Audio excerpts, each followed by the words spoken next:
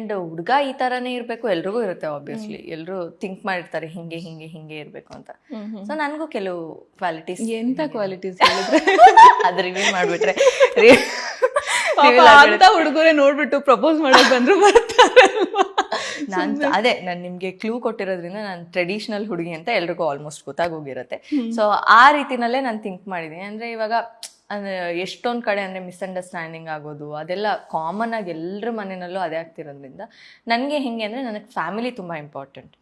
If ನಾನು ನನ್ನ ಹುಡುಗನ್ನ ಒಂದಿನ ನಿಲ್ಸ್ಕೊಂಡು ನಿನಗೆ ನಾನು ಮುಖ್ಯನಾ ನಿಮ್ಮಮ್ಮ ಮುಖ್ಯನಾ ಅಂತ ಕೇಳೋ ಪರಿಸ್ಥಿತಿ ಬಂದರೆ ಹೀ ಶುಡ್ ಸೇ ನಮ್ಮಮ್ಮನೇ ಮುಖ್ಯ. ಸೊ ಆ ಥರ ಹುಡುಗ ಆಗಿರ್ಬೇಕು. ಅವನಿಗೆ ನಾನು ಮುಖ್ಯ ಅನ್ನೋ ಥರ ಆದರೆ ಖಂಡಿತ ಅವ್ನು ಇನ್ನೊಂದಿನ ನನ್ನೂ ಬಿಟ್ಬಿಡ್ತಾನೆ. ಬಿಕಾಸ್ ಲೈಫ್ ಸ್ಟಾರ್ಟಿಂಗ್ ಇಂದ ಬಂದಿರೋ ಅಮ್ಮನ್ ಬಿಟ್ಟು ನನ್ನನ್ನು ಹೇಳ್ತಾ ಇದ್ದಾನೆ ಅಂದ್ರೆ ಮುಂದೊಂದಿನ ನನಗೂ ಕೈ ಕೊಡ್ತಾನೆ ಇವನು ಅಂತ. ಸೊ ಅದಕ್ಕೆ ಫ್ಯಾಮಿಲಿನ ಇಷ್ಟಪಡುವಂತ ಹುಡುಗ ಆಗಿರ್ಬೇಕು, ಫ್ಯಾಮಿಲಿ ಟೈಮ್ ಕೊಡುವಂತ ಹುಡುಗ ಆಗಿರ್ಬೇಕು.